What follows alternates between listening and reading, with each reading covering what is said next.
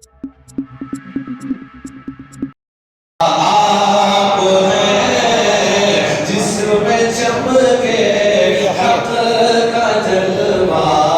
آپ ہیں مصطفیٰ ذات یکتا، آپ ہیں یک نے جس کو یک بنایا، آپ ہیں، ایک بار بلند آواز سے پڑھیے، آپ ہیں، آپ ہیں، آپ ہیں، آپ ہیں، یک نے جس کو یک بنایا، آپ ہیں یک نے جس کو یک بنایا، آپ ہیں۔ شعر بہت سارے ہیں، کلام میں وقت اجازت نہیں دیتا، بس وقتہ پیش کرتا ہوں، دعاؤں کے ساتھ آپ حضرات ملاحظہ فرمائیں، ایک بار بولیں سبحان اللہ۔ بردرد آمد کدا بہر سوال، بردرد آمد کدا بہر سوال، بردرد آمد کدا بہر سوال، بردرد آمد کدا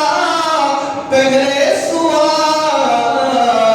ارے ہو بھلا اختر کا دادا، آپ ہیں، ہو بھلا ہم سب کا دادا، آپ ہیں، گئی آمین، ہو بھلا ہم سب کا دادا، آپ ہیں مصطفیٰ ذات یکتا، آپ ہیں، ایک بار اور پڑھ لیں بس آخر ہے، آپ ہیں، آپ ہیں، آپ ہیں، آپ ہیں، یک نے جس کو یک بنایا، آپ ہیں مصطفیٰ ذات یکتا، آپ ہیں۔ ایک بار درود پاک سنا دیجیے، اللہم صلی علی سیدنا محمد وعلی آل سیدنا مولانا محمد وعلی وسلم، صلو علیہ صلاۃ و سلام علیک یا رسول اللہ صلی اللہ علیہ وسلم۔ رب ذوالجلال کا بے شمار فضل و احسان ہے کہ اس رب ذوالجلال نے مجھے اس ماہ رمضان المبارکہ میں 70ویں مرتبہ 17 ٹائمز نماز تراویح میں تلاوت قرآن مجید کرنے کا شرف بخشا، اور آپ حضرات کو تلاوت قرآن مجید سننے کا شرف عطا فرمایا۔ تعداد مسجد کی کیپیسٹی کے مطابق پورا مہینہ بہت کم رہی، اس طرح سے ہونی چاہیے تھی۔ بہرحال جتنے بھی لوگ حاضر آئے ہیں، بہت ہی خوش نصیب ہیں آپ حضرات کہ اللہ رب العزت نے آپ حضرات کو بھی اور مجھے بھی پھر سے اپنے گناہوں سے معافی کا ایک اور موقع عنایت فرمایا ہے۔ یہ میرے یا آپ کے حد کی بات نہیں ہے، یہ اسی کا فضل اور احسان ہے کہ وہ یہ موقع ہمیں زندگی میں بار بار عطا فرماتا ہے۔ اور خوش نصیب ہیں وہ لوگ، گناہ تو ہر انسان سے ہوتا ہے، خوش نصیب ہیں وہ لوگ کہ گناہ کرنے کے بعد جنہیں اللہ اپنے گھر کی طرف اپنے سامنے سجدہ کرنے کے لیے بلاتا ہے اور توبہ کی توفیق عطا فرماتا ہے۔ لائق مبارکباد تمام احباب، آپ حضرات نے پورا مہینہ اس طرح سے اپنی محبتوں کا ثبوت دیا، جن لوگوں نے مسلسل لگاتار نماز تراویح کی پابندی کی، لائق مبارکباد ہیں وہ حضرات جنہوں نے سحر و افطار کا انتظام کیا، لائق مبارکباد ہیں وہ حضرات بھی کہ جنہوں نے اب تک جس طرح سے بھی خدمت خلق کی، غریب لوگوں تک راشن پہنچایا، کپڑا پہنچایا، پانی پہنچایا، جس طرح سے بھی، کیونکہ اس ماہ مبارکہ میں ایک نیکی بھی کی تو اللہ 70 نیکیوں کا ثواب عطا فرمائے۔ اور میں دعا کرتا ہوں اللہ تعالیٰ جس نے بھی جس طرح سے تعاون کیا، حصہ لیا، اللہ رب العزت تمام کے تعاون کو اپنی بارگاہ میں قبول فرمائے اور اس کا ہم سب کو اجر عظیم عطا فرمائے۔ اللہ رب العزت اپنے حبیب پاک علیہ الصلوۃ والتسلیم کے توسل سے ہمیں آئندہ سال بھی رمضان المبارک کا مہینہ نصیب فرمائے۔ اور چونکہ اب ماہ مبارک کا گزرنے کو ہے، میں بس زیادہ وقت نہیں دیتے ہوئے 20 منٹ قرآن عظیم کی عظمت، اس کی فضیلت اور اس کی برکت پر گفتگو کرتا ہوں۔ 20 منٹ کے بعد گفتگو انشاءاللہ ختم ہوگی، اس کے بعد صلاۃ والسلام اور دعا، اور پھر آپ جو بھی کرنا چاہیں عبادت اس طرح سے کر سکتے ہیں۔ قرآن مجید وہ کتاب، رب کریم نے ابتدا فرمائی قرآن مجید کی، اقرأ بسم ربک الذی خلق، پہلی آیت غار حرا میں جو جبل نور پر واقع ہے، نبی کریم صلی اللہ تعالیٰ علیہ وسلم کے پاس جو آئی وہ اقرأ بسم ربک الذی خلق، اور اس آیت کے بعد 6600 اقرأ بسم ربک الذی خلق سے، لیکن اب جو ہمارے سامنے موجود ہوتا ہے ہم اس کو کھولتے ہیں تو سب سے پہلے سورہ فاتحہ اور اس کے بعد الف لام میم ذالک الکتاب لا ریب فیہ ھدی للمتقین۔ الف لام میم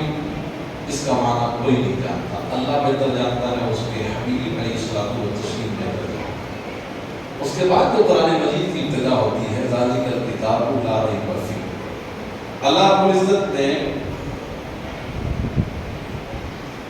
قرآن کی عظمت کو شروع میں ہی بیان فرمایا کہ یہ وہ کتاب جس میں کوئی شک اور شبہ کرنے کی گنجائش نہیں ہے۔ پہلے بھی کتابیں آئیں اور نبیوں پر توریت آئی، زبور آئی، انجیل آئی، حضرت ابراہیم علیہ الصلوۃ والتسلیم پر بھی صحیفہ آیا، حضرت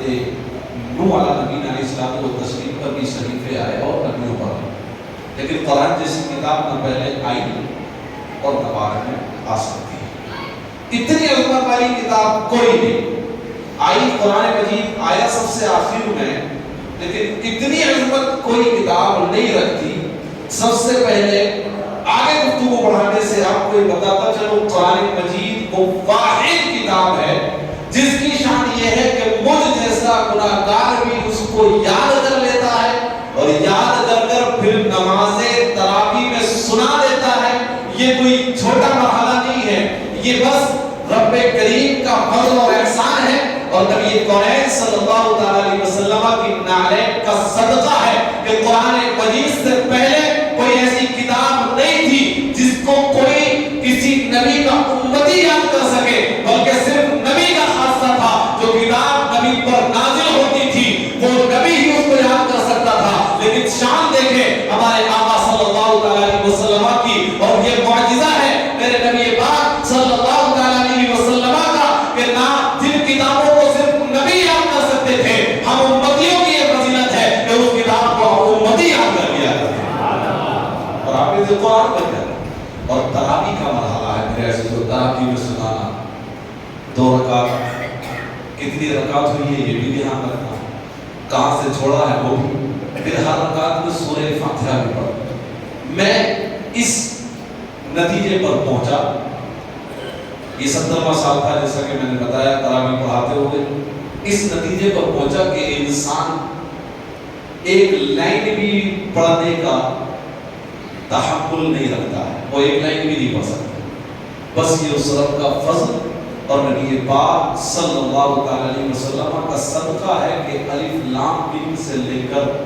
من الجنتی والناس تک ایک عام انسان پورے قرآن کو بنا دیکھے نماز تراویح میں پڑھا دیا کرتا ہے۔ یہ رب کریم کا خصوصی فضل اور احسان۔ اب یہ کتاب آئی کس لیے؟ کیا صرف ایصال ثواب کے لیے؟ کیونکہ دور حاضر میں قرآن مجید کو صرف اس لیے گھروں میں رکھا گیا ہے کہ اس کے ذریعے سے مرحومین کو ایصال ثواب پہنچایا جا سکے۔ فاتحہ میں جاتے ہیں، چٹھی ملتی ہے، لکھا ہوتا ہے بھائی 14 قرآن مجید، 15 قرآن مجید، 18 قرآن مجید، 40 قرآن مجید، بعض جگہ 100 قرآن مجید پڑھے جاتے ہیں۔ کیا قرآن مجید اللہ رب العزت نے صرف اسی لیے نازل فرمایا کہ جب میں کسی کا انتقال ہو تو قرآن مجید کو کھولیں، اس کی تلاوت کریں، جہنم ہو جائے تو قرآن مجید بند ہو جائے، پھر نیکسٹ کسی کے انتقال کا انتظار کیجیے؟ آج قرآن کے ساتھ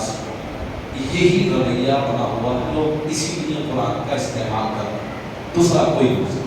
حضرت عبداللہ ابن عباس رضی اللہ تعالیٰ عنہ صحابی رسول، اور اتنے عظیم صحابی رسول ہیں کہ نبی پاک صلی اللہ تعالیٰ علیہ وسلم سے 24 پاروں کی تفسیر آپ نے سیکھی ہے، سبحان اللہ۔ فرماتے ہیں کہ اگر میرا اونٹ بھی کھو جائے، تو اس کو بھی میں قرآن مجید میں تلاشوں۔ کیسی ہے؟ نبی پاک صلی اللہ علیہ وسلم نے فرمایا جتنے قرآن کے لفظ ہیں اتنے ان کے ظاہری معنی ہیں اور اتنے ہی ان کے باطنی معنی، چھپے ہوئے معنی۔ ہم پڑھیں تو صحیح، حقیقتاً قرآن پڑھنا وہی قرآن پڑھنا ہے جو معنی اور مفہوم کے ساتھ پڑھا ہے۔ یہ قرآن کیا نہیں دیتا؟ آپ لگے ہوئے ہیں اس میں میں نے شروع میں شعر کہا، صحرا میں جنگلوں میں نہ بیابان میں پڑھو، مینار گر پڑے تو پھر میدان میں پڑھو۔ یہ بے خبر نجومی کہتے ہیں سائنسدان، جو جن کو علم نجوم ہوتا ہے، تاروں کا علم نجوم کہتے ہیں۔ تارے ستارے گرنے کے بعد آج دنیا میں لوگ آج بھی ایسے ہیں، یہودیوں میں زیادہ ہیں، پہلے مسلمانوں میں بھی یہ علم لوگ